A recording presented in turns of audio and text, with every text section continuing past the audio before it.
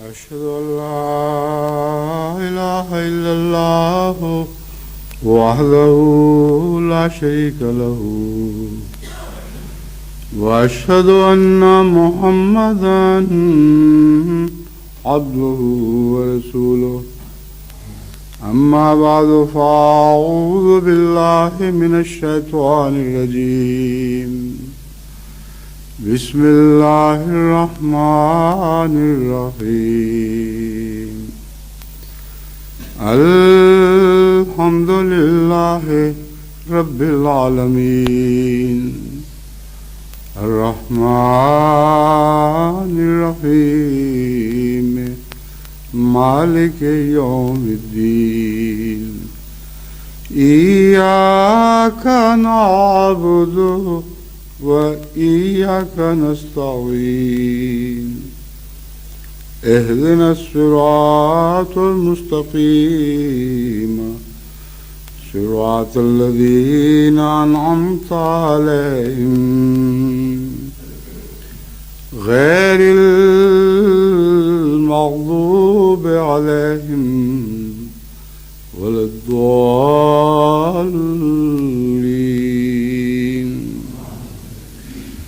وقد نزل عليكم في الكتاب أن إذا سمعتم آيات الله يكفر بها ويستهزأ بها فلا تقعدوا معهم حتى يخوضوا في حديث غيره إنكم إذا مثلهم إن الله جامع المنافقين والكافرين في جہنم جميعا. سورہ نساء آیت 141. اور اسی مضمون کی ایک دوسری آیت بھی ہے جو سورہ الانعام سے لی گئی ہے، وہ بھی میں اسی تعلق میں پڑھ کے سناتا ہوں. وَإِذَا رَأَيْتَ الَّذِينَ يَخُوضُونَ فِي آيَاتِنَا فَأَعْرِضْ عَنْهُمْ حَتَّى يَخُوضُوا فِي حَدِيثٍ غَيْرِهِ وَإِمَّا يُنْسِيَنَّكَ الشَّيْطَانُ فَلَا تَقْعُدْ بَعْدَ الذِّكْرَىٰ مَعَ الْقَوْمِ الظَّالِمِينَ. وما على الذين يتقون من حسابهم من شيء ولكن ذكرى لعلهم يتقون. ان آیات کا جو سادہ ترجمہ ہے، اس ترجمے سے مجھے ایک اختلاف ہے جس کا پہلے بھی ذکر کر چکا ہوں، اور اس اختلاف کی بنا کیا ہے؟ لغت عربی کے لحاظ سے جو قرآن کریم کے علماء نے بیان کی ہے، اور بہت سی احادیث نبوی اور بعض اقتباسات جو حضرت مسیح السلام کی آپ کو پڑھ کے سناؤں گا، ان سے ثابت ہوتا ہے کہ عام مروجہ ترجمہ درست نہیں ہے. مروجہ ترجمہ یہ ہے کہ یعنی اس کا وہ حصہ جو درست نہیں ہے میرے نزدیک، میں آپ کو بعد میں سمجھاؤں گا. قد نزل علیکم فی الکتاب ان اذا سمعتم آیات اللہ. قرآن کریم میں الکتاب یعنی قرآن کریم میں بہت تاکید کے ساتھ یہ بات بیان ہوئی ہے. قد نزل، بہت تاکید کے ساتھ یہ بات بیان ہو چکی ہے. ان اذا سمعتم آیات اللہ یکفر بہا، کہ جب تم اللہ تعالیٰ کی آیات کا انکار سنو، یعنی بعض گروہ ایسے ہیں جو اللہ تعالیٰ کی آیات کا انکار کرتے ہیں، وَيُسْتَهْزَأُ بِهَا، اور ان آیات سے تمسخر کرتے ہیں، ان سے تمسخر کیا جاتا ہے بعض گروہوں کی طرف سے. فَلَا تَقْعُدُوا مَعَهُمْ، تو ہرگز ان کے ساتھ نہیں بیٹھنا. اب اگلا حصہ ہے جو اختلافی معنی رکھ رہا ہے، حتیٰ یخوضوا فی حدیث غیرہ، یہاں تک کہ وہ کسی اور بات میں محو ہو جائیں۔ اب سوال یہ پیدا ہوتا ہے کہ اگر ایسے لوگ ہیں جن کا گروہ ہے کوئی، اس میں صاف واضح ہے کہ ایک گروہ ہے جو انتہائی بدبخت ہے، اور اللہ تعالیٰ کے آیات جس میں خدا تعالیٰ کے برگزیدہ رسول اور برگزیدہ بندے بھی شامل ہیں، ان پر مذاق اڑانا انہوں نے پیشہ بنا رکھا ہے۔ ایسے لوگ جو ہیں، کیا کوئی پسند کرے گا کہ بار بار جا کے دیکھے؟ اس مجلس میں جانے کی ضرورت کیا ہے؟ جہاں سے ایک دفعہ اپنا دل اور سب کچھ اٹھا لیا، کیا کوئی انسان تصور کر سکتا ہے کہ ان بدبختوں کی مجلس میں بار بار جا کے دیکھے کہ اب کچھ اور بات تو نہیں کر رہا ہے؟ اگر اور بات کر رہے ہیں تو وہاں بیٹھ جائے۔ یہ جو منظر ہے یہ اس آیت کے عام سادہ ترجمے سے ابھرتا ہے، کیونکہ حتیٰ یخوض فی حدیث غیر میں حتیٰ کا معنی یہ لیا گیا ہے کہ یہاں تک کہ وہ دوسری بات شروع کر دیں۔ تو جب بیٹھ کے آدمی اٹھ ہی جائے گا تو اس کو کیا پتہ چلے گا؟ جو میں مضمون بیان کرنا چاہتا ہوں وہاں حتیٰ کا معنی ایون کے معنوں میں ہے۔ خواہ ایسے بدبخت لوگ دوسری باتیں بھی کریں تب بھی ہرگز ان کی مجلس میں نہیں جانا۔ اگر ایسا کرو گے تو تم ان جیسے ہو جاؤ گے۔ اس معنی کو عموماً اس لیے اختیار نہیں کیا جاتا کہ یہ معنی شاذ کے طور پر حتیٰ میں استعمال ہوتا ہے، اور اہل لغت جیسے حضرت امام راغب ہیں انہوں نے بڑی وضاحت سے اس کا محاورہ اہل عرب کے بیان کے مطابق بیان فرمایا ہے۔ وہ لکھتے ہیں حتیٰ کی مثال اکلت السمکۃ حتیٰ راسہا، میں نے مچھلی کھا لی یہاں تک کہ سر بھی کھا لیا۔ ایون ہر ہیڈ، یہ معنی ہے یہاں تک کہ مچھلی پوری کھائی یہاں تک کہ سر بھی نہیں چھوڑا۔ بس اگر یہ لوگ دوسری بات میں بھی مبتلا ہو جائیں، گفتگو میں بھی مصروف ہو جائیں، تب بھی ان کے قریب نہیں جانا، کیونکہ یہ بدبختوں کا گروہ ہے۔ کوئی سوچ بھی نہیں سکتا کہ ایسے گروہ میں جا کے بیٹھے اور موقعوں کی تلاش میں رہے کہ کب یہ کوئی اور بات کریں تو مجھے وہاں بیٹھنا نصیب ہو جائے۔ ناممکن ہے کہ کوئی شخص جو دین کی غیرت رکھتا ہو اس گروہ کی طرف جانے کا تصور بھی کرے۔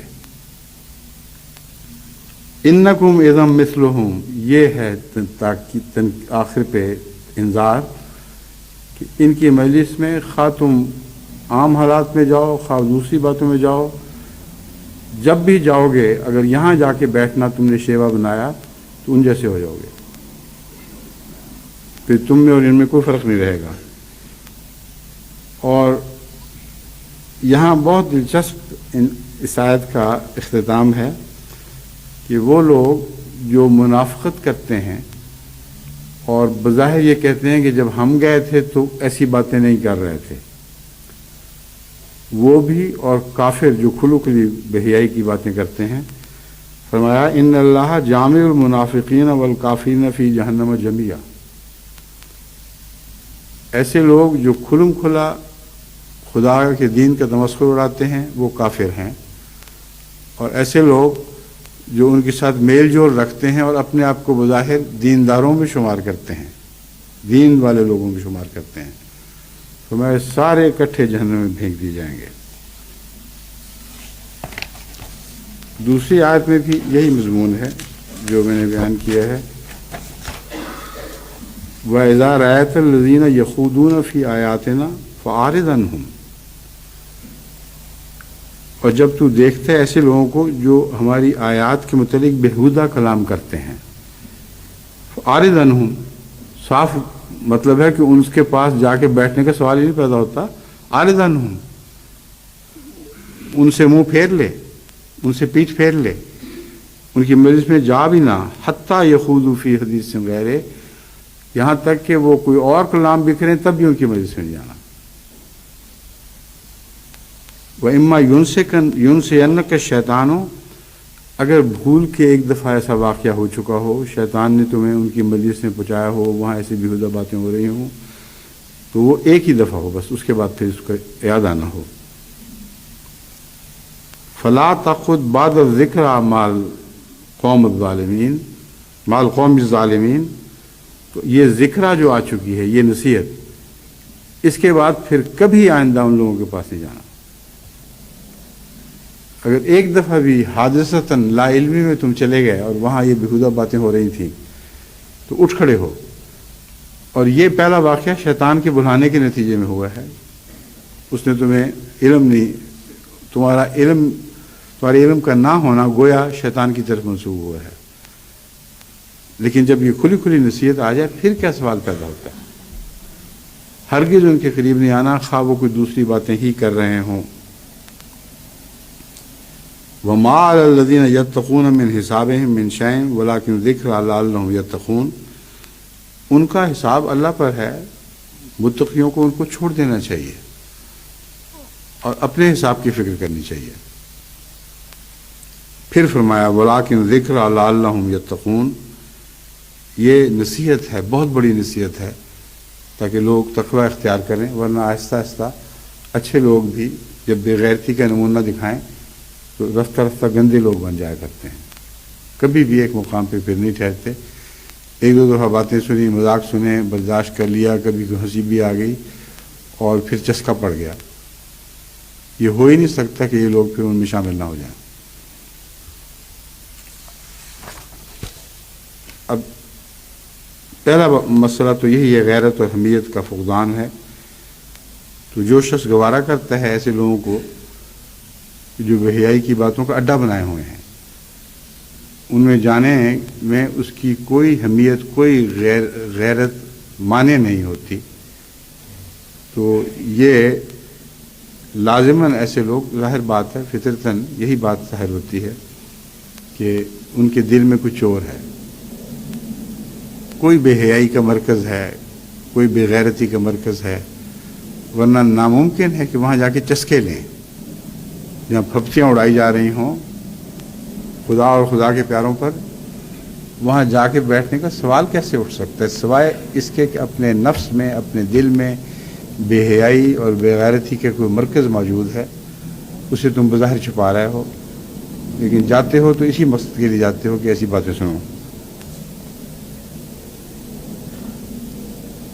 لیکن ایسے لوگوں کے لیے ایک کسوٹی ہے، وہ اسے استعمال کر لیں تو ان کو اپنی بے غیرتی اور بے حیائی کا صاف علم ہو جائے گا۔ اگر کسی شخص کے ماں باپ کے خلاف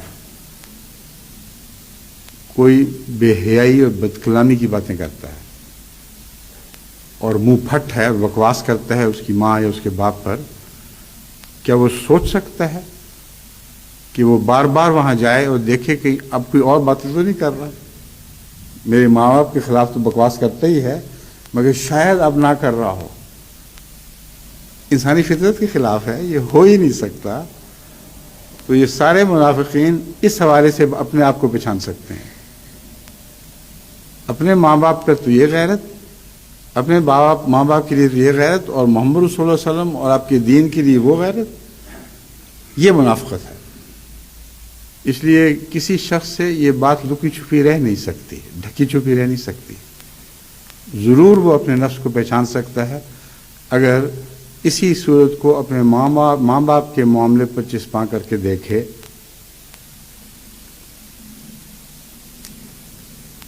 جہاں تک میں سمجھتا ہوں یہ تو بہت دور کی بات ہے، مومنوں کو تو چاہیے کہ لغو مذاق کی مجلس کو بھی پسند نہ کریں، خواہ وہ خدا اور رسول کے خلاف نہ بھی ہو،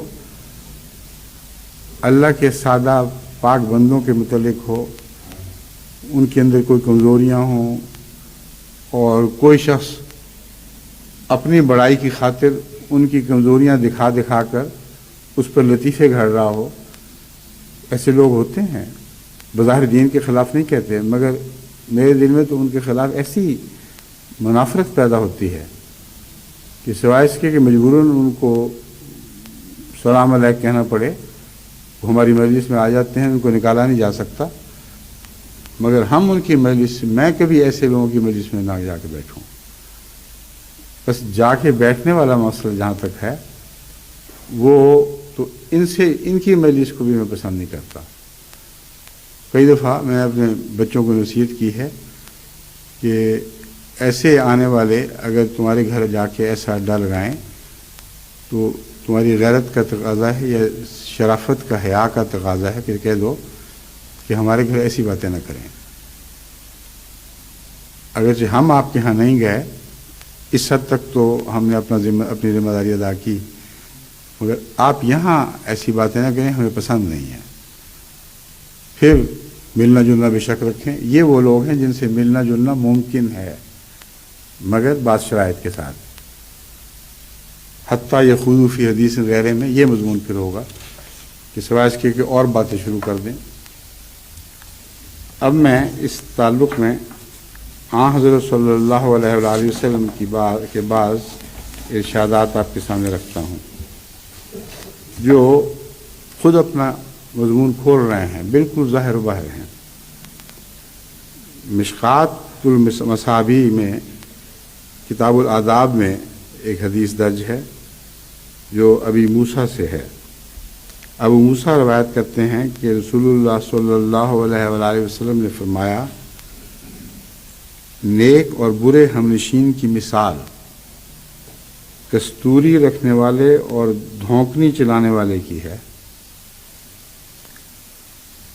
نیک اور برے ہمنشین کی مثال کستوری رکھنے والے اور دھونکنی چلانے والے کی ہے. کستوری رکھنے والا یا تو تجھے کچھ دے گا یا تو اس سے کچھ خرید لے گا. اب یا تو اس سے کچھ دے گا، تجھے کچھ دے گا، یا اس سے تو خرید لے گا. یہ ایسی مزیدار بات ہے کہ اس زمانے کی تجارت میں بھی یہ اطلاق پاتی تھی اور آج کل بھی پاتی ہے.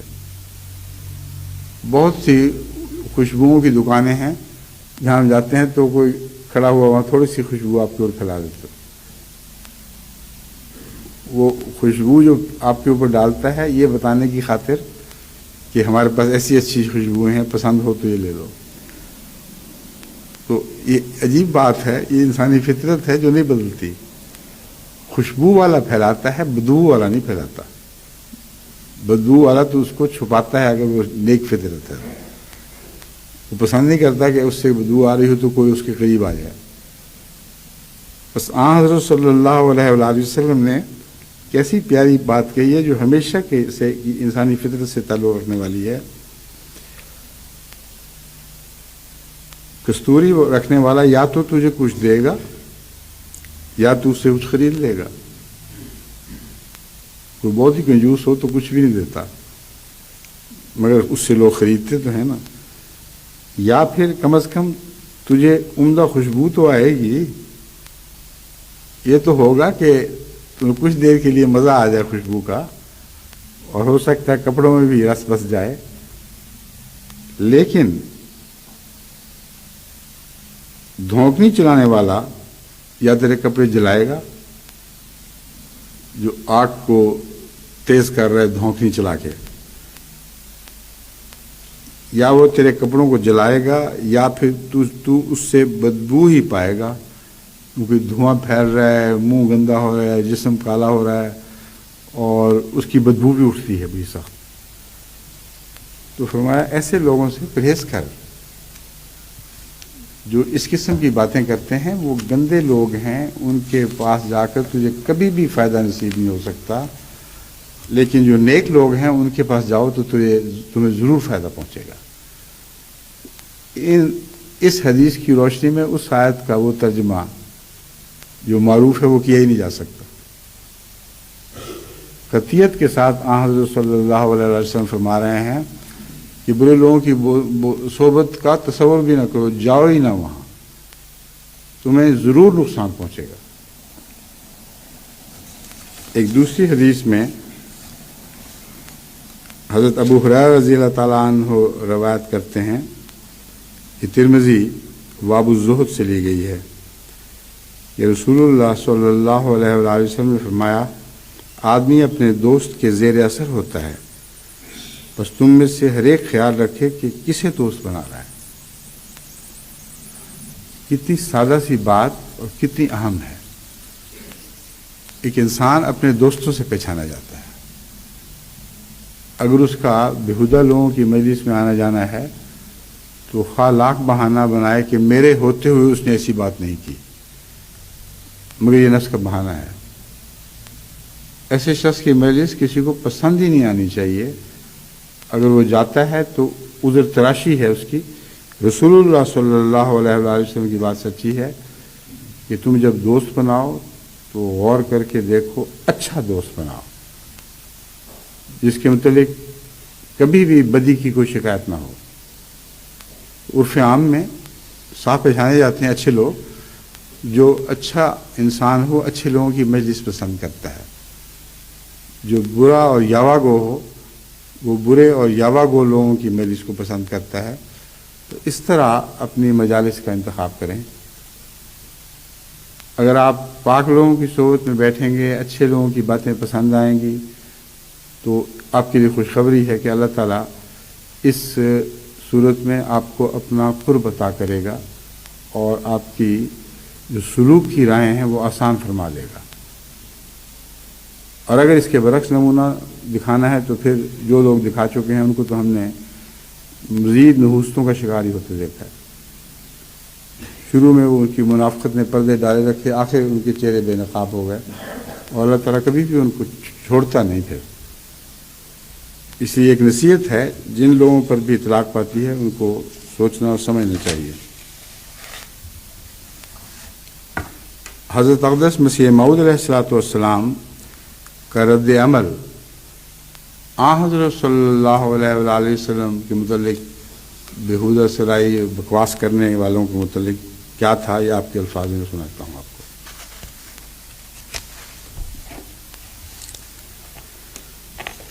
فرماتے ہیں، اس کا یہ ترجمہ ہے، عیسائی مشنریوں نے ہمارے رسول اللہ صلی اللہ علیہ وسلم کے خلاف بے شمار بہتان گھڑے ہیں اور اپنے اس دجل کے ذریعے ایک خلق کثیر کو گمراہ کر کے رکھ دیا ہے۔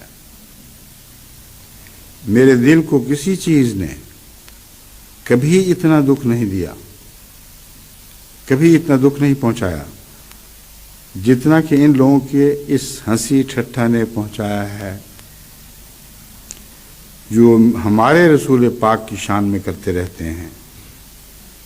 ان کے دل آزار تان و تشنی نے، دل کو دکھانے والے تان و تشنی نے، جو حضرت خیر البشر کی ذات والا صفات کے خلاف کرتے ہیں، میرے دل کو سخت زخمی کر رکھا ہے۔ خدا کی قسم، اگر میری ساری اولاد اور اولاد کی اولاد اور میرے سارے دوست اور میرے سارے معاون و مددگار میری آنکھوں کے سامنے قتل کر دیے جائیں اور خود میرے ہاتھ اور پاؤں کاٹ دیے جائیں اور میری آنکھ کی پتلی نکال پھینکی جائے اور میں اپنی تمام مرادوں سے محروم کر دیا جاؤں اور اپنی تمام خوشیوں اور تمام آسائشوں کو کھو بیٹھوں،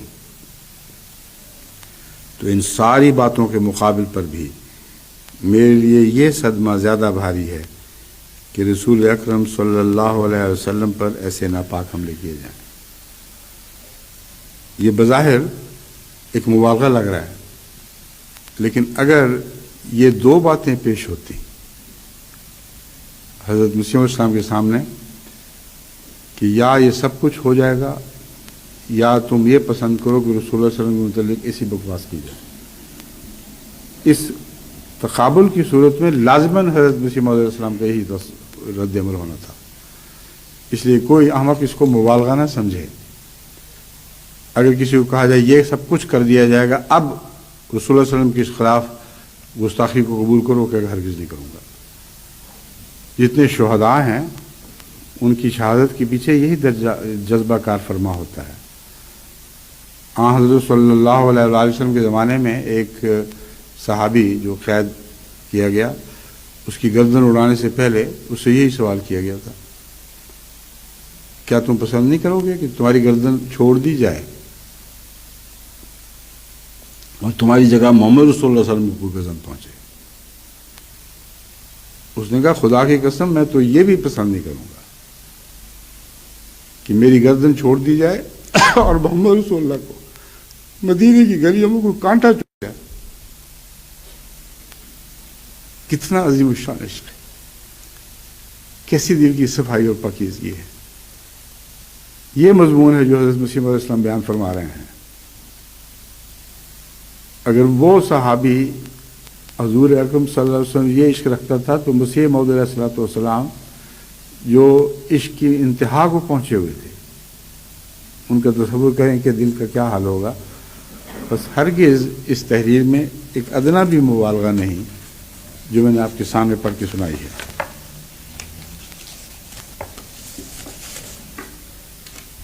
یہ مقام عشق اپنی جگہ، یہ غیرت اپنی جگہ، لیکن اس کے باوجود جب اپنی ذات کے خلاف لوگ باتیں کرتے تھے ان کو برداشت کرتے تھے، ان میں بڑا حلم دکھاتے تھے. کئی لوگ وہاں آ کر سامنے کھلم کھلم گالیاں دیتے تھے مگر اپنے صحابہ کو روک دیا کرتے تھے، کچھ نہیں کہنا. اور جہاں بھی جوابی کارروائی کی ہے وہاں آپ حیران ہوں گے یہ دیکھ کر کہ اللہ اور رسول کے خلاف جب بھی کسی لکھنے والے نے بدتمیزی کی ہے تو اس کے جواب میں آپ کی سختی ہے، اس کے سوا کوئی سختی نظر نہیں آتی.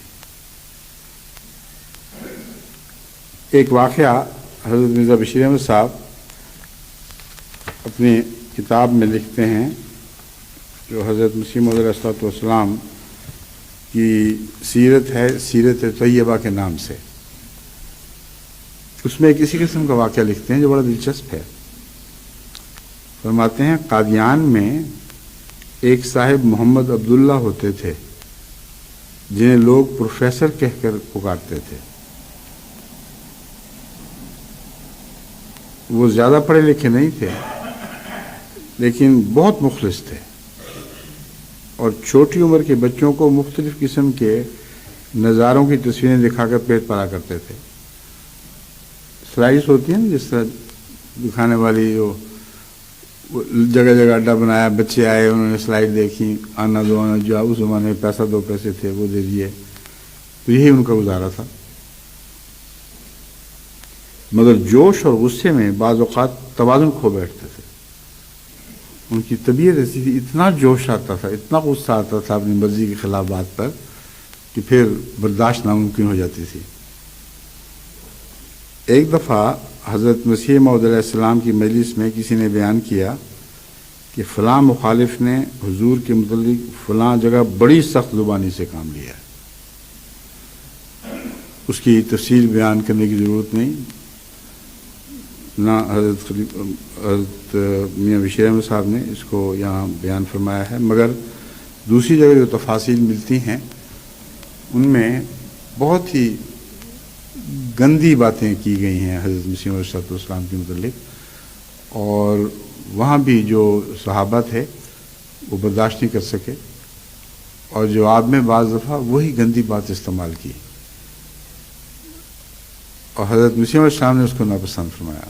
ہرگز تمہارے لیے زیبا نہیں تھا کہ تم اس کلام کو اپنے منہ سے نکالتے. تو یہی صاحب ہیں عبداللہ صاحب جن کی ذکر میں کر رہا ہوں اب، کہ ایک دفعہ کسی نے یہ بیان کیا کہ بڑی سخت زبان کی ہے اور گالیاں دی ہیں. پروفیسر صاحب کو اتنا غصہ آیا کہ کھڑے ہو کر کہا اگر میں ہوتا تو اس کا سر پھوڑ دیتا. تم جو باتیں بیان کرے تمہیں شرم نہیں آئی؟ تم نے کچھ نہیں کیا اس کا. میں ہوتا تو اس کا سر پھوڑ دیتا. اس پہ حضرت مسیح علیہ السلام نے بے ساختہ فرمایا نہیں ایسا نہیں چاہیے، ہماری تعلیم صبر اور نرمی کی ہے. دیکھ لیے کتنی گندی باتیں جن کو قلم برداشت نہیں کر سکتا کہ لکھے، اور زبان پسند نہیں کرتی کہ ان کا کوئی حرف زبان اپنی زبان کے لوگوں کی زبان پر آنے دے. فرمایا ہماری تعلیم صبر اور نرمی کی ہے، ایسا نہیں کرنا چاہیے. اب پروفیسر صاحب مخلص بھی تھے اور آپے سے باہر ہونے کے بھی عادی تھے. اس موقع پر ان کو بڑا جوش آیا، غصے میں آپے سے باہر ہو گئے اور جوش کے ساتھ بولے واہ صاحب واہ، یہ کیا بات ہے. حضرت مسیح موعود علیہ السلام کو اپنے جوش میں کہہ رہے ہیں واہ صاحب واہ، یہ کیا بات ہے. آپ کے پیر کو کوئی شخص برا بھلا کہے تو آپ فوراً مبالغہ کے ذریعے اسے جہنم تک پہنچانے پر وہ تیار ہو جاتے ہیں، مگر ہمیں یہ فرماتے ہیں کہ کوئی شخص آپ کو ہمارے سامنے گالی دے تو ہم صبر کریں. کیا بات، کیسی عمدہ مثال ہے. حضرت مسیح علیہ السلام اپنے لیے ہرگز پسند نہیں فرماتے تھے، مگر آپ کے غلاموں نے آپ کو دیکھا ہوا تھا کہ اپنے آقا کے بارے میں آپ کا کیا سلوک تھا. بس وہ تو آپ کو اپنا آقا ہی سمجھتے تھے اور جانتے تھے اور ایمان رکھتے تھے، اس لیے ہرگز پسند نہیں کرتے تھے کہ آپ کے خلاف کوئی کسی قسم کی بہودہ سرائی کی جائے. لیکن اس کے باوجود صبر کی تعلیم اور حلم کی تعلیم اپنی جگہ ہے. یہ ایک ایسے شخص کی مثال ہے جس کو حلم کا خلق نصیب نہیں تھا اتنا. میں جو یہ باتیں بیان کر رہا ہوں تو جماعت کو یہ سمجھانے کے لیے کہ ہمارا واسطہ دنیا میں ہر قسم کے گندے لوگوں سے پڑتا ہے.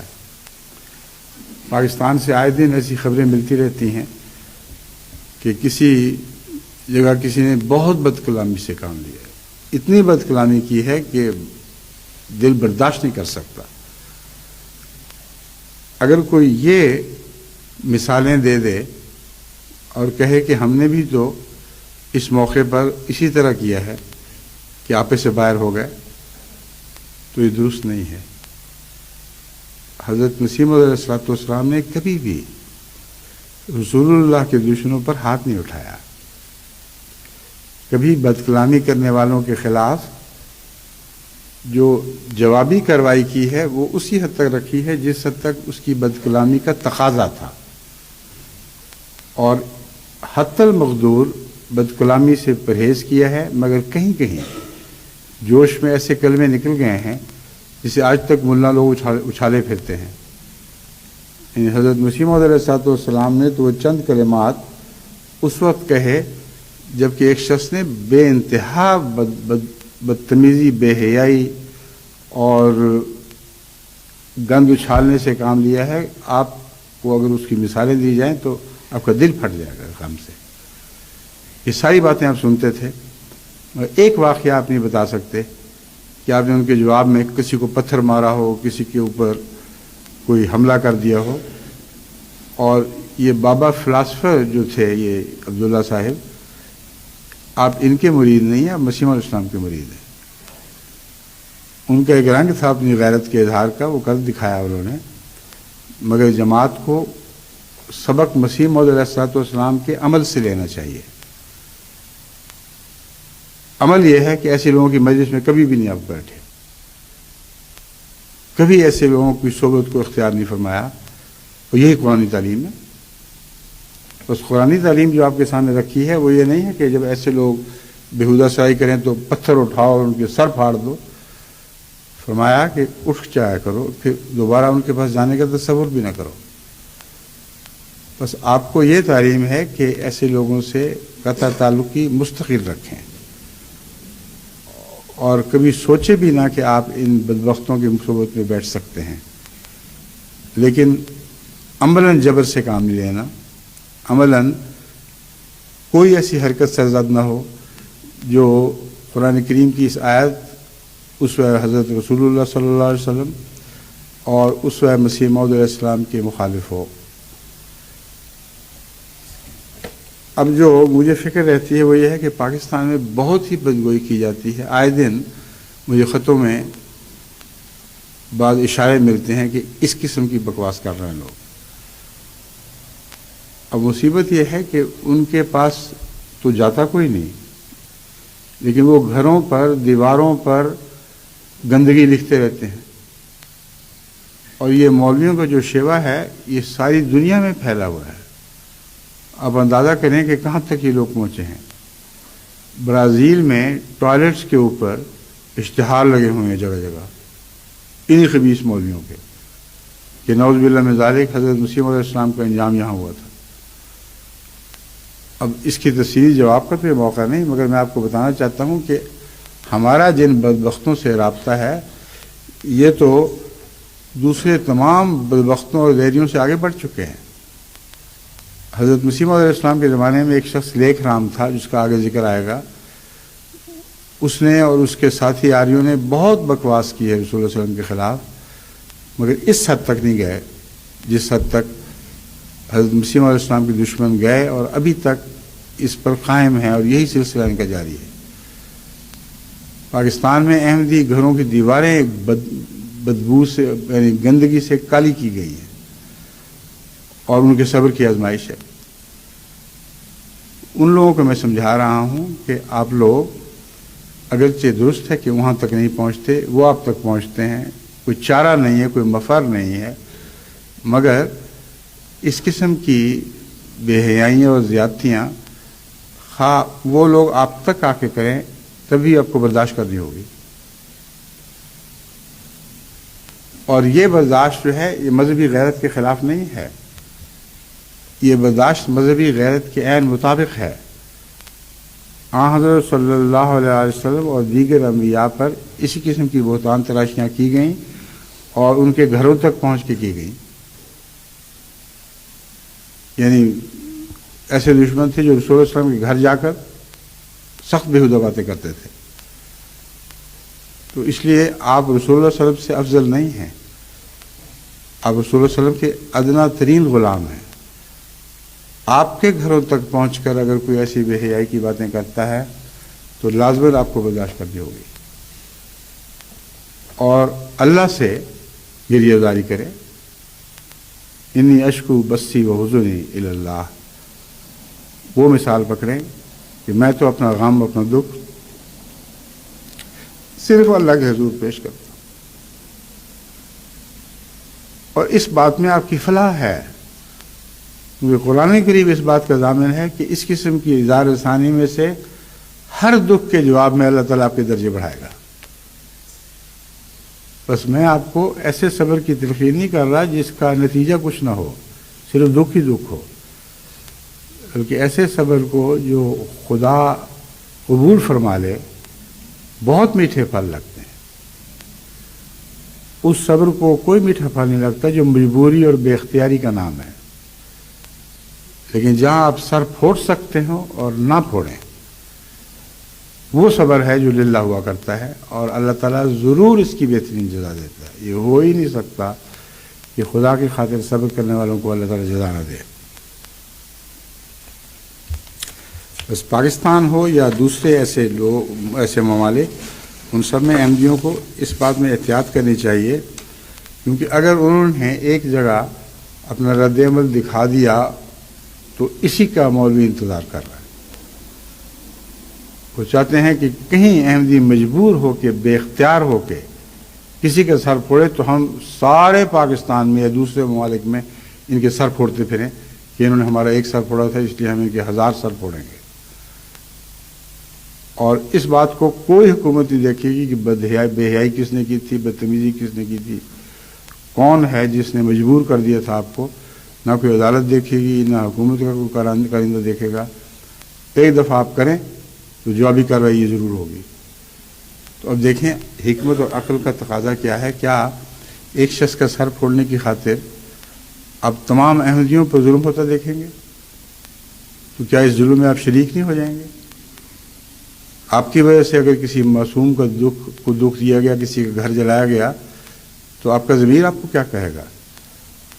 اس لیے یہ تو برداشت ایسی ہے جو کرنی ہی کرنی ہے، اس کے سوا چارہ کوئی نہیں، اور یقین رکھنا ہے کہ اللہ تعالیٰ اس برداشت کے نتیجے میں ہمارے درجات بلند فرمائے گا، اور یہ صبر رائگاں نہیں جائے گا۔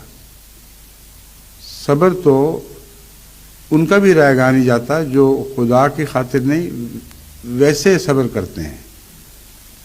دنیا کی خاطر بعض لوگ اپنی قوموں کی خاطر صبر کرتے ہیں، اور تاریخ عالم گواہ ہے کہ ان کا صبر بھی ضائع نہیں جایا کرتا۔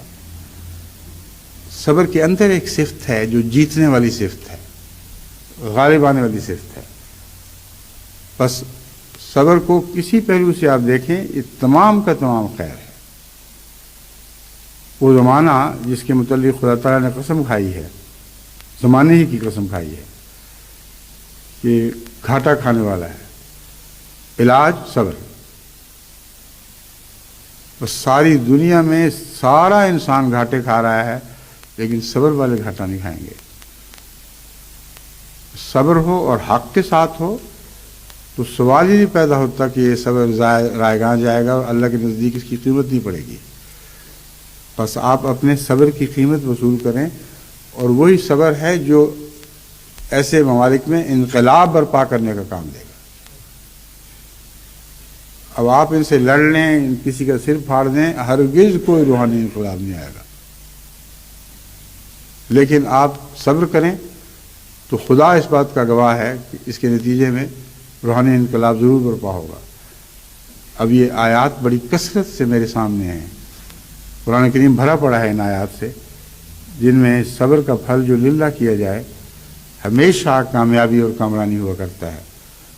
اور جیسا کہ میں نے قرآن کریم کی آیت کا حوالہ دیا، ساری دنیا کی کایا پلٹ سکتی ہے اگر خدا کے کچھ صبر کرنے والے بندے حق پر قائم ہوں اور صبر کریں اور صبر کی تلقین کریں. لیکن اس بات کو چھوڑ کر، یعنی غصے سے جواب اس طرح دینا کہ خود انسان اختیار چھوڑ دے اپنے اوپر، یا پتھر مارے کسی پر، کسی کو دکھ پہنچائے، چڑھ دوڑے کہ اچھا یہ شخص ہے وہ جو بدتمیزی کیا کرتا تھا، میں اس کو مار کے چھوڑوں گا، یہ باتیں درست نہیں. حضرت مسیح علیہ السلام کی غیرت کا یہ واقعہ پنڈت لیکھ رام کے متعلق میں آپ کو سناتا ہوں. اس سے آپ کو مسیح علیہ السلام کا اپنا مسلک خوب اچھی طرح معلوم ہو جائے گا. ایک دفعہ حضرت مسیح موعود علیہ السلام فیروز پور سے قادیان کو آ رہے تھے. ان ایام میں حضرت میر ناصر نواب صاحب مرحوم فیروز پور میں مقیم تھے، اور اس تقریب پر حضرت مسیح موعود علیہ السلام وہاں گئے ہوئے تھے. حضرت میر ناصر نواب صاحب کی بیٹی تھیں حضرت ام المومنین. تو یہ جو حقوق ہیں آپس میں خاندانی تعلقات کے، ان کی خاطر ان کے فیروز پور تعینات ہونے اور ایک اچھا گھر ملنے پر مسیح علیہ السلام ان کے ہاں گئے ہوئے تھے. خاکسار عرفانی صاحب کی یہ روایت ہے. خاکسار عرفانی کو جو ان ایام میں محکمہ نہر میں امیدوار ضلع داری تھا، اور رکھاں والا میں حافظ محمد یوسف ضلع دار کے ساتھ رہ کر کام سیکھتا تھا. یہ بریکٹ میں انہوں نے بتایا ہوا ہے کہ میں ان دنوں میں کیا کیا کرتا تھا. یہ تو زائد بات ہے، اصل یہ ہے خاکسار عرفانی کو بھی فیروز پور جانے کی سعادت نصیب ہوئی. آپ جب وہاں سے واپس آئے تو میں رائے ونڈ تک ساتھ گیا. وہاں آپ نے اضلاع کرم فرمایا کہ تم ملازم تو ہو ہی نہیں، چلو لاہور تک چلو. تم نے کون سا جلدی لوٹنا کسی کام کے لیے. عصر کی نماز کا وقت تھا، آپ نماز پڑھنے کے لیے تیار ہوئے. اس وقت وہاں ایک چبوترا بنا ہوا کرتا تھا، مگر آج کل وہاں ایک پلیٹ فارم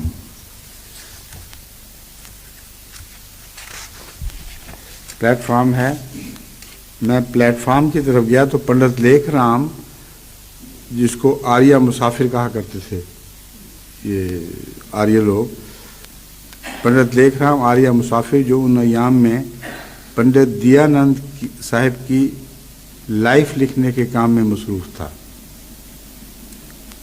ان کی حیات کے متعلق بایوگرافی لکھ رہا تھا.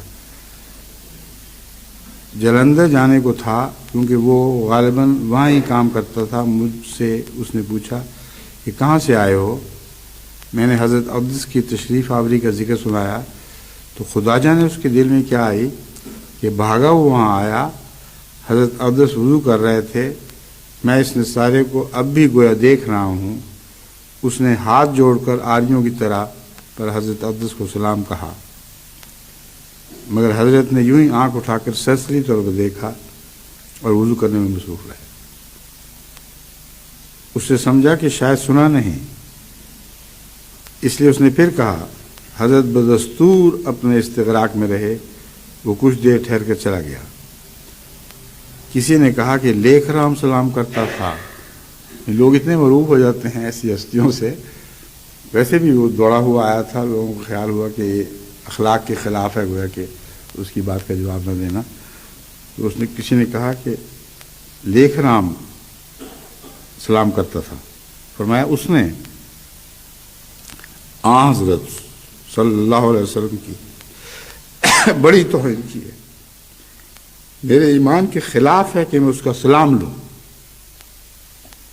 آن حضرت صلی اللہ علیہ وآلہ وسلم کی پاک ذات پر تو حملے کرتا ہے اور مجھ کو سلام کرنے آیا۔ اب آپ اپنے گرد و پیش نظر ڈال کے دیکھ لیں، بعض ایسے بے غیرت لوگ ہیں کہ ان کو کوئی بے حیا رسول اللہ صلی اللہ علیہ وسلم حملہ کرنے والا، دین پر حملے کرنے والا، خلفاء کی گستاخیاں کرنے والا، دین اسلام اور تمام مذاہب کے خلاف بدگو شخص عزت سے چودھری صاحب یا سلام کہہ دے، کسی معزز نام سے خطاب کر لے، تو وہ سمجھتے ہیں ہماری اخلاقی ذمہ داری ہے کہ ہم اس کے سامنے جھک جائیں۔ مسیح علیہ السلام کا یہ اسوہ ہے۔ اپنا فیصلہ خود کر لیں کہ وہ کس شمار میں آئیں گے۔ مجھ کو سلام کرنے آئے، لعنت ہو ایسے سلام پر جو خدا اور اس کے رسول اور دین کے بزرگوں کے خلاف بکواس کرنے والے کا سلام ہو۔ اس سلام کو تو لعنت کے ساتھ لوٹانا چاہیے۔ ہرگز اس سلام پر خوش ہونا اور اپنے فخر کرنا کہ فلاں صاحب نے ہمیں عزت سے یاد کیا ہے، یہ حماقت کی حد ہے، دھوکہ بازی ہے، جھوٹ ہے، اور اپنے نفس کی انا میں پڑھ کر آپ اپنا دین کھو دیں گے۔ حضرت مسیح علیہ السلام فرماتے ہیں مجرم وہ ہے جو اپنی زندگی میں خدا تعالیٰ سے اپنا تعلق قطع کر لے۔ مجرم وہ ہے جو اپنی زندگی میں خدا تعالیٰ سے اپنا تعلق کاٹ لے وے۔ اس کو تو حکم تھا کہ وہ خدا تعالیٰ کے لیے ہو جاتا اور صادقوں کے ساتھ ہو جاتا، مگر ہوا و ہوس کا بندہ بن کر رہا اور شریروں اور دشمنان خدا اور رسول سے موافقت کرتا رہا۔ جو شخص بھی شریروں کی مجلس کو قبول کرتا ہے اور اچھوں سے الگ رہتا ہے، اس کے مطابق مسیح السلام کا یہ ارشاد ہے کہ زندگی میں چاہیے تھا کہ وہ تعلق کاٹ لے، مرنے کے بعد پھر وقت گزر جائے گا، پھر ان کا تعلق خدا سے جو اس دنیا میں کاٹا گیا ہمیشہ کاٹا گیا، ہمیشہ کے لیے کاٹا گیا، اور آخرت میں یہ تعلق جوڑ نہیں سکتا۔ پھر فرماتے ہیں جو خدا تعالیٰ کے لیے ہو جاتا ہے خدا تعالیٰ اس کا ہو جاتا ہے۔ خدا تعالیٰ اپنی طرف آنے والے کی سعی اور کوشش کو ضائع نہیں کرتا۔ یہ ممکن ہے کہ زمیندار اپنا کھیت ضائع کر لے، نوکر موقوف ہو کر نقصان پہنچا دے، امتحان دینے والا کامیاب نہ ہو، مگر خدا کی طرف سعی کرنے والا کبھی بھی ناکام نہیں رہتا۔ اس کا سچا وعدہ ہے کہ والذین جاہدوا فینا لنہدینہم سبلنا، کہ وہ لوگ جو ہمارے رستوں پر چلتے ہیں، یہ وہی لوگ ہیں جو غیروں سے تعلق کاٹ لیتے ہیں خدا کی خاطر، تو ان کا سفر خدا کی طرف ضرور شروع ہو جاتا ہے۔ یہی میں نے شروع میں آپ کو بتایا تھا کہ اگر آپ چاہتے ہیں کہ خدا کی طرف آپ کا سفر آسان ہو تو خدا کی خاطر بعض لوگوں سے تعلق کاٹیں، اور جب خدا کی خاطر بعض لوگوں سے تعلق کاٹیں گے تو اللہ آپ سے بہت زیادہ تعلق رکھے گا۔ یہ ہو ہی نہیں سکتا کہ کسی کی خاطر کسی کو چھوڑا جائے اور وہ بھی منہ نہ لگائے۔ اپنے دنیا کے روزمرہ کے دستور میں آپ جانتے ہیں یہ ایک ایسی فطری حقیقت ہے جس کو تبدیل کیا ہی نہیں جا سکتا۔ کوئی شخص بھی آپ کی خاطر کسی سے مخالفت لیتا ہے، آپ لازماً اس کو گلے لگائیں گے اور پیار کریں گے۔ تو اللہ کے متعلق سوچیں کہ اللہ جو سب سے زیادہ شکر ادا کرنے والا ہے، ان معنوں میں شکر ادا کرنے والا ہے، اس نے اپنے شکر کے بھی رنگ رکھے ہیں کوئی اللہ تعالیٰ کو شکر میں بھی شکست نہیں دے سکتا. جب وہ شکریہ ادا کرتا ہے تو کمال کر دیتا ہے. فرمایا والذین جاہدوا فینا لنہدینہم سبلنا. خدا تعالیٰ کی راہوں کی تلاش میں جو یا ہوا وہ آخر منزل مقصود پر پہنچا. دنیاوی امتحانوں کے لیے تیاریاں کرنے والے اور راتوں کو دن بنا دینے والے طالب علموں کی محنت اور حالت کو ہم دیکھ کر رحم کھا سکتے ہیں. کئی لوگ ہیں بیچارے ساری رات جاگتے ہیں اور کچھ بھی نہیں بنتا، ہر دفعہ امتحان میں فیل ہو جاتے ہیں. ایسے لوگ کثرت سے میرے پاس آتے ہیں یا خط لکھتے ہیں. ان بیچاروں کو سمجھ نہیں آتی کہ ہوا کہ کریں کیا. امتحان میں جاتے ہی دماغ معاف ہو جاتا ہے، اچھا بڑا پڑھا لکھا بھی بھول جاتا ہے. ان کی حالت کو دیکھ کر ہم رحم کر سکتے ہیں. تو کیا اللہ تعالیٰ جس کا رحم اور فضل بے حد اور بے انت ہے اپنی طرف آنے والے کو ضائع کر دے گا؟ ہم تو ایک امتحان کے طالب علم پر بھی رحم کرتے ہیں جس کی محنت ضائع جا رہی ہے، مگر جو خدا کی طرف زور مار رہا ہو اس کا یہ امتحان ہے، اس کا یہ نصاب ہے. وہ خدا تعالیٰ کی طرف زور مار رہا ہو تو ہم لوگ تو کسی غیر طالب علم پر رحم کریں اور وہ اس پر رحم نہ کرے جو خدا تعالیٰ کی طرف جد و جہد کر رہا ہو اور کوشش کر رہا ہو. ہرگز نہیں. اللہ تعالیٰ کسی کی محنت کو ضائع نہیں کرتا. ان اللہ لا یضیع اجر المحسنین. اللہ تعالیٰ احسان کرنے والوں کے اجر کو ضائع نہیں کیا کرتا. پھر فرماتا ہے من یعمل مثقال ذرۃ خیرا یرہ، کہ جو شخص ایک ذرہ برابر بھی نیکی کرے اس کو اللہ تعالیٰ دیکھتا ہے. یعنی اس کو ان معنوں میں دیکھتا ہے کہ لازماً اس کو بے اجر نہیں رہنے دیتا. ایک ذرہ نیکی کا اجر بھی بعض دفعہ پہاڑ کے برابر ہو جاتا ہے. بس محاورے میں تو ہے کہ رائی کا پہاڑ بنا دیا. انسان یہی کام کیا کرتا ہے مبالغہ آمیزی میں. ایک ہی ذات ہے، وہ اللہ کی ذات ہے جو رائی کے بھی پہاڑ بنا دیا کرتا ہے. چنانچہ ایسے کثرت سے واقعات ملتے ہیں کہ ایک انسان نے عمر بھر بدیوں میں ضائع کر دی، پھر ایک دن ایک چھوٹی سی نیکی کرنے کی ایسی توفیق ملی جو صرف اللہ کے لیے تھی، اور اس کے بعد پھر نیکیوں کے پہاڑ اس کے حق میں جمع کر دیے گئے. بس واقعتاً رائی کا پہاڑ بنتا ہے لیکن ان معنوں میں بنتا ہے. بندوں کے جھوٹ اور مبالغہ آمیزی سے پہاڑ بنے بھی تو بے معنی اور بے حقیقت ہوا کرتا ہے. ہم دیکھتے ہیں کہ ہر سال ہزارہا طالب علم سال کی محنت اور مشقتوں پر پانی پھرتا ہوا دیکھ کر روتے رہ جاتے ہیں. یہ بالکل درست ہے. ہزارہا طالب علم ہیں، اب تو لاکھوں ہوں گے، اور خودکشیاں کر لیتے ہیں.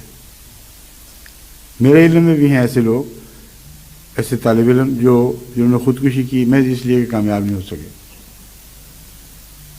اور جاپان میں تو یہ عام سلسلہ ہے، ناکامی ہوئی اور خودکشی ہو گئی ساتھ ہی.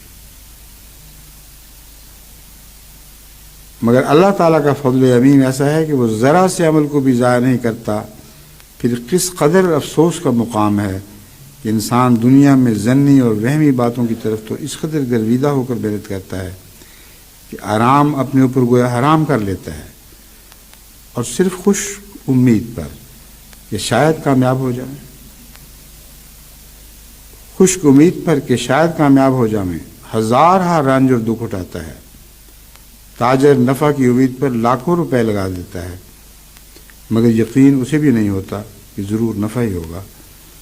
اور خدا تعالیٰ کی طرف جانے والے کی جس کے وعدے یقینی اور حتمی ہیں، کہ جس کی طرف قدم اٹھانے والے کی ذرا بھی محنت رائے گاہ نہیں جاتی. اس قدر دوڑ دھوپ اور سرگرمی میں اس قدر دوڑ دھوپ اور سرگرمی نہیں پاتا. یہ لوگ کیوں نہیں سمجھتے؟ وہ کیوں نہیں ڈرتے؟ کہ آخر ایک دن مرنا ہے. یہ جو موت کا تصور ہے اس کا یقینی ہونا، یہ سب سے زیادہ آپ کو برائیوں سے دور کرنے اور نیکیوں کی طرف قدم بڑھانے میں مددگار ہو سکتا ہے. اپنے سینکڑوں مرتے ہوئے دیکھے ہوں گے، یا اگر کسی کا دائرہ محدود ہے 15 20 30 ایسے لوگ تو انہوں نے ضرور دیکھے ہوں گے کہ ان کے اندر گھروں میں پھرا کرتے تھے، اچھی اچھی باتیں کیا کرتے تھے، ان کے بزرگ بھی تھے یا ان کے گھروں میں آنے جانے والے لوگ تھے. اب وہ کہاں گئے ہیں؟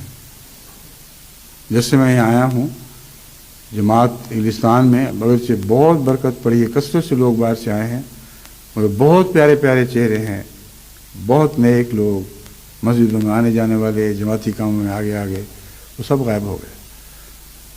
بس موت ایک اتنی یقینی حقیقت ہے کہ زندگی اتنی یقینی نہیں، کیونکہ بچہ پیدا ہوتے ہی بھی مر جاتا ہے. یعنی زندگی ابھی وجود میں نہیں آئی تو مر گئی، لیکن موت پر زندگی کو ان معنوں میں فتح نہیں کہ موت اٹل ہے اور زندگی اٹل نہیں. زندگی کی لاکھوں قسمیں ہیں جو پنپنے سے پہلے ضائع ہو جاتی ہیں اور موت ان پر غالب آ جاتی ہے. بس یہ موت کا جو پہلو ہے، اس کو اگر آپ پیش نظر رکھیں، اس وقت کا تصور کریں جب بالآخر خدا کو جان دینی ہے کہ دنیا چھوڑ کر جانا ہوگا. پھر کس حسرت سے آپ دیکھیں گے اپنی طرف، حسرت کے ساتھ دیکھنے والوں کو. وہ روئیں گے، آپ کی مدح کے گیت بعد میں گاتے رہیں گے، مگر آپ اس وقت جانتے ہوں گے کہ آپ کی خاطر یہ کچھ بھی نہیں کر سکتے. ان کی تعریفیں بیکار جائیں گی، ان کے ذکر خیر، ان کی محافل، ان کی مجالس، ان کے 40ویں سب بے معنی. جس نے جانا تھا وہ مرتے وقت جانتا ہے کہ میں ایک ایسے قادر اور مقتدر خدا کی خدمت کی طرف جا رہا ہوں جس کو اس بات کی ادنا بھی پرواہ نہیں ہوگی کہ میرے پیچھے لوگوں نے کیا واویلے کیے اور کیسے کیسے نوحے پڑے.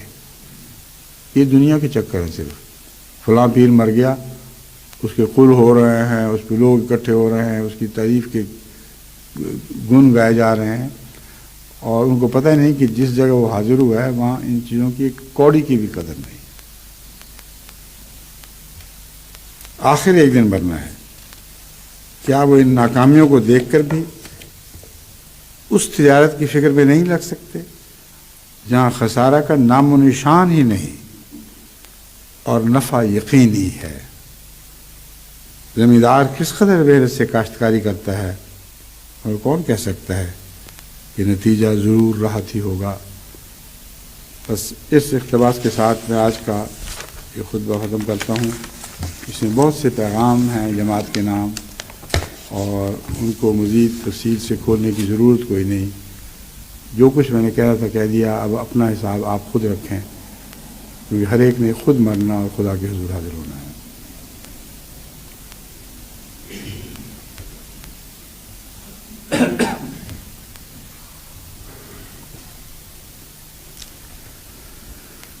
الحمد لله نحمده ونستعينه ونستغفره ونؤمن به ونتوكل عليه ونعوذ بالله من شرور أنفسنا ومن سيئات أعمالنا.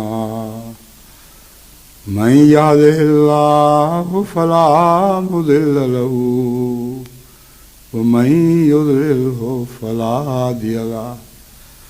ونشهد أن لا إله إلا الله وحده لا شريك له ونشهد أن محمدا عبده ورسوله. عباد الله رحمكم الله، إن الله يأمر بالعدل والإحسان وإيتاء ذي القربى وينهى عن الفحشاء والمنكر والبغي يعظكم لعلكم تذكرون. ادعوا الله يستجب لكم، اذكروا الله اذکروا اللہ یذکرکم وادعوہ یستجب لکم ولذکر اللہ اکبر.